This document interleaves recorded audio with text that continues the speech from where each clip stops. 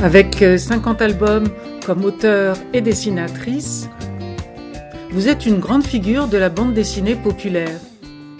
Vous avez reçu le Grand Prix d'Angoulême en 2000. Vous avez travaillé avec Pétillon, Pénac, Pelé, entre autres. Une de vos œuvres, Le Démon de Midi, a été adaptée au théâtre. Vous avez cofondé avec Étienne Robial la maison d'édition Futuropolis. Tant d'accomplissements et vous semblez tellement modeste. L'art de la bande dessinée, c'est un art modeste, hein. C'est un art très populaire qui était effectivement plutôt mal vu. Moi, quand j'ai commencé, je disais toujours que je faisais des livres pour enfants. Je ne disais pas que je faisais de la bande dessinée. Alors maintenant, c'est rentré dans les mœurs, la bande dessinée. Tout le monde fait de la bande dessinée. Je reçois les parents avec leurs enfants qui me disent « Mon fils veut faire de la bande dessinée, alors est-ce qu'il peut venir prendre des cours chez nous ?» Donc voilà. La bande dessinée a pris ses lettres de noblesse, comme on dit.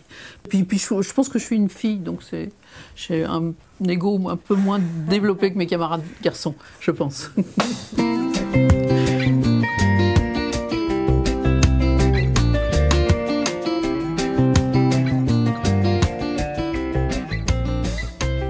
Vos gros nez sont-ils une façon d'évoquer un français moyen, populaire ? Le gros nez, c'est le tic graphique qui annonce qu'on va plutôt rigoler que pleurer, quoi. Donc voilà, c'est toujours été comme ça dans la bande dessinée, que ce soit pour Popeye, que ce soit pour Gaston Lagaffe, que ce soit Astérix et tout ça. Je m'en suis nourrie de toutes ces bandes dessinées étant petit, j'en ai lu beaucoup, je me suis formée avec ça. Et donc moi, je voulais qu'ils soient vraiment très gros, donc j'ai fait effectivement des nez, des gros pifs et tout. Et donc, je me suis créé, comme on dit, mon identité graphique, c'est-à-dire qu'un dessin de Florence Sestac, maintenant, on reconnaît de loin, parce que à cause du gros nez.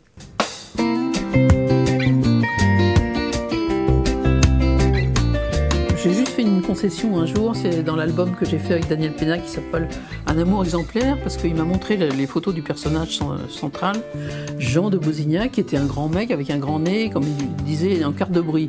Alors Pénac me dit, mais fais-moi un nez en quart de brie. Alors je lui dis, ah, c'est pas possible, moi je fais des nez ronds et tout ça, et donc là j'ai fait une petite concession, c'est-à-dire que j'ai fait un nez comme ça, rond, mais qui tombe vers le bas, et voilà, c'était juste pour une parenthèse, et effectivement, c'est la seule concession que j'ai faite depuis toujours. Vous êtes aussi une des premières auteurs, autrices. Auteur, autrice, moi je dis autruche, comme ça simplifie les problèmes et ça met tout le monde à l'aise. On vous associe souvent à Claire Bretéché, qui, comme vous, a été primée au Festival d'Angoulême. Quels sont vos points communs? Vous a-t-elle un petit peu inspiré? Alors, Claire, c'est ma grande sœur. Elle avait 10 ans de plus que moi, donc oui, c'est ma grande sœur. C'est elle qui a ouvert la voie en même temps. C'est elle qui a fait les frustrés, et tout ce qu'elle a fait. J'adore. Et elle a eu le prix du 10e anniversaire. On lui a donné avec quelqu'un d'autre.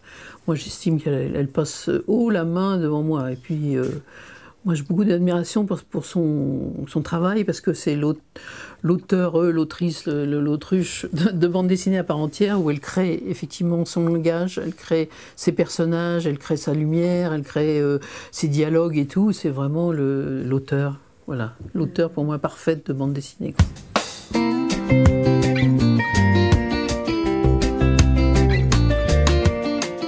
L'humour est une respiration, une planche de salut, une politesse, une défense? Ouais, c'est tout ça, oui, c'est tout ça. Je crois que j'ai hérité encore de ma mère, parce que c'est le côté normand de la chose où on rigole et que rien n'est grave, quoi. Rien n'est grave, et donc cette espèce de besoin de toujours positiver aussi. C'est toujours assez positif et tout, et vaut mieux en rire. Des situations effectivement tragiques et tout, vaut mieux en rire. Et quand j'ai fait Le Démon de Midi, effectivement, je me suis pas rendu compte à l'époque que je mettais le doigt sur un fait de société qui touchait beaucoup de femmes et tout.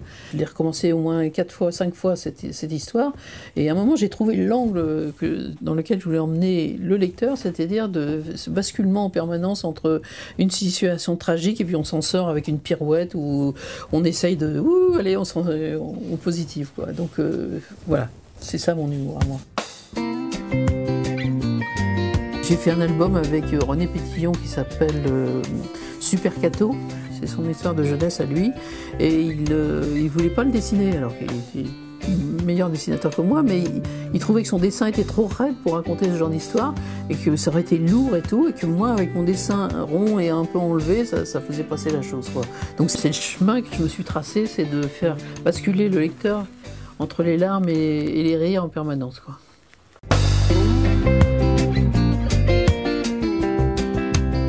Quels sont vos films cultes? Ah bah tous les films de Fellini, par exemple. Mais alors Fellini dans une grande salle avec un grand écran et tout, mais tous les jours, je peux regarder tous les jours, quoi.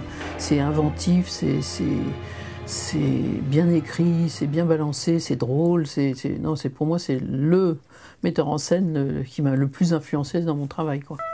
Cette espèce de folie qui part comme ça dans tous les sens et tout, et il se retient pas, il y va, quoi, il y va, il fait une mer avec du plastique et tout, on s'en fout, mais voilà, il y a un navire qui traverse l'écran, tout, il est capable de tout faire, donc c'est cette espèce de folie, et moi ça m'a construit.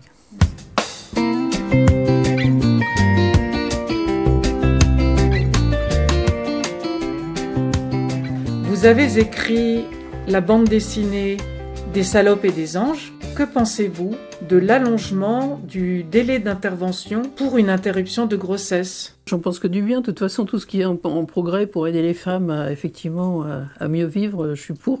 J'ai fait cet album avec Tonino Benacquista qui raconte comment on allait se faire avorter, c'est-à-dire on prenait un bus à Paris qui nous emmenait jusqu'à Londres et tout, et on allait se faire avorter à Londres dans la nuit, le lendemain matin on repartait en car et tout. Et donc je raconte ça, qui était complètement illégal à l'époque. Et donc on allait...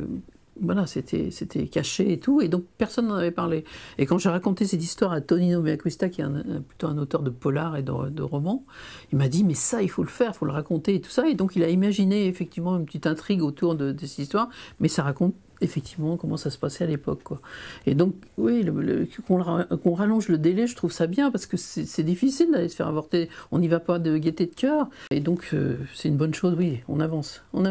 Que pensez-vous du nouveau féminisme? Effectivement, on a beaucoup avancé.